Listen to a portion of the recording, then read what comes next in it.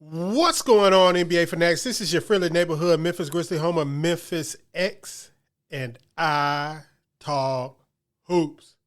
Today, we are talking about game number 10, another win for the Memphis Grizzlies, your Memphis Grizzlies. But first, every hero needs their theme music.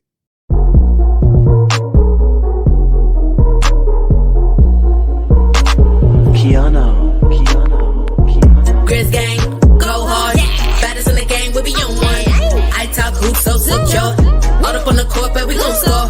Memphis bringing heat, straight from Tennessee. Demorant spiking, let's go more. He that MVP. So we are now 10 games into this young season. The Grizzlies now stand at 7-3 after a thrilling victory against the Washington Wizards, 103-97 at home to keep the record unblemished on the home court. The Grizzlies were led by Desmond Bane, who has become a certified scoring threat in the NBA, top-notch scoring threat, all-star level scoring threat. And it's just his third season. 9 of 16 from the field, 4 of 8 from the three-point line, 6 of 6 from the free throw line, 3 rebounds, 4 assists, only 1 turnover and a steal, 28 big points. Ja Morant had another, for Ja Morant, a subpar game, 23 points, 9 rebounds, 6 assists on 9 of 27 shooting, 4 turnovers. Santi Aldama had a poor shooting game, 2 of 9 from the field, 0 of 4 from the three-point line, 10 rebounds, 2 assists, 3 steals, 4 points. Dylan Brooks, 4 of 14 from the field, 0 of 4 from the three-point line, 1 of 1 from the free throw line, 5 rebounds, 1 assist, 2 steals, 9 points. Brandon Clark gave his parents, who were in attendance in this game, a very good gift. 16 points on 7 of 8 shooting, 5 rebounds, 2 blocks, 1 assist. And like I said earlier, you can put to bed the notion that Brandon Clark needs Jaren Jackson to play well. He has been playing well on his own. He has basically flipped the last 2 games. And I'm starting to think that Brandon Clark, as a spark off the bench, has been the key for all these years that he's been here, because our bench has been good this whole time he's been here. Even when he had the off season the year before last, I don't think the bench was as good as it is the last 2 seasons. Brandon Clark has been a key off the bench this season. Jake LaRavia had another outstanding game, 2 of 3 from the field, 2 of 3 from the three-point line, 1 rebound, 1 assist, some good defense. Only played 16 minutes, and I'm looking for that to start to tick up. He got the same amount of time as Roddy, and the only reason he got the same amount of time as Roddy is because he closed the game the last 2 to 3 minutes of the game.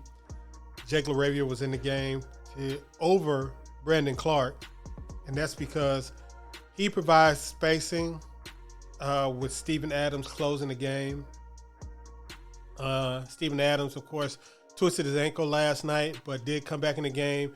And thankfully, I think he was one of the big reasons why they were able to bring out this win after the Wizards came back after being down 23 points, came back and took the lead. The Grizzlies were down when Steven Adams came in and ended up with the victory. It was a fun game again. Ja Morant still doesn't have his touch together. He gets in these points, Ja Morant does, in the season where he just tries to go all the way to the rim for some reason. And it usually lasts about a week. And somebody tells him, or he watches film and realizes that he has to use his floater sometime, a lot of time. And even in this game, I think he probably went to the rim a lot because the touch on his floater was kind of off this game.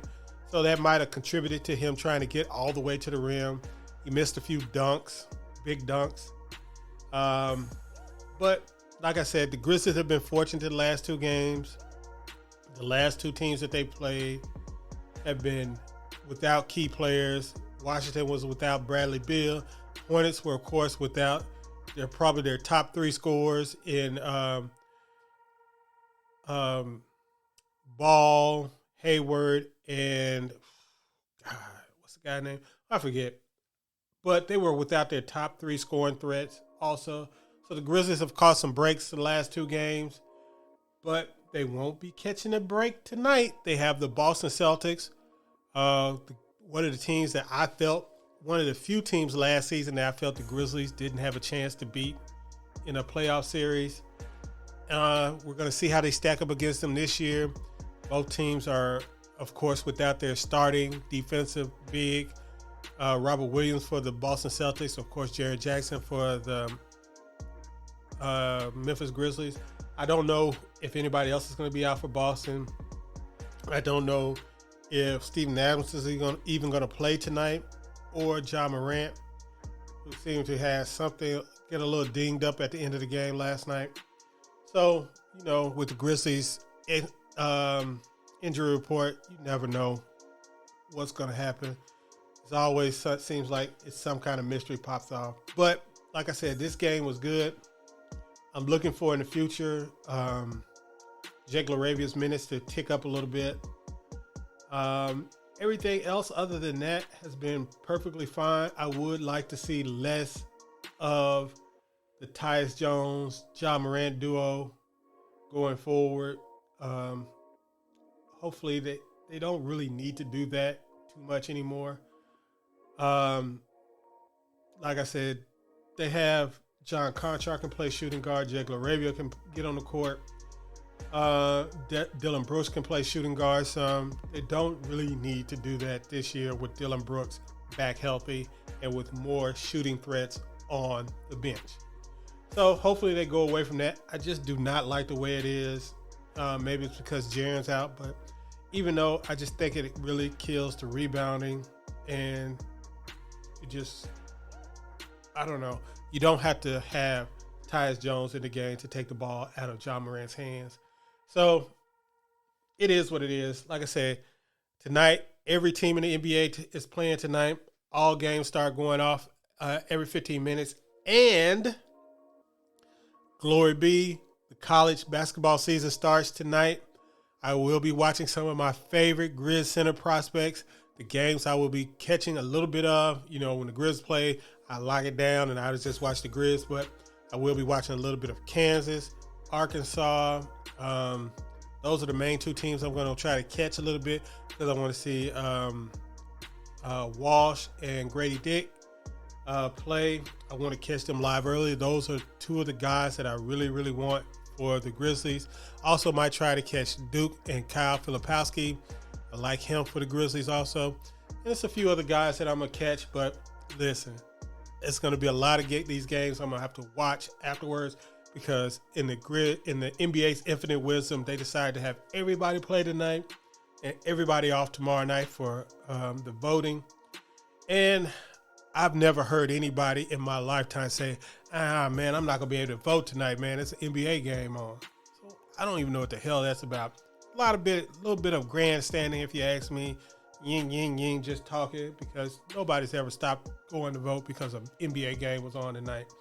Or maybe they're doing it for their workers or whatever, but games are like, never mind.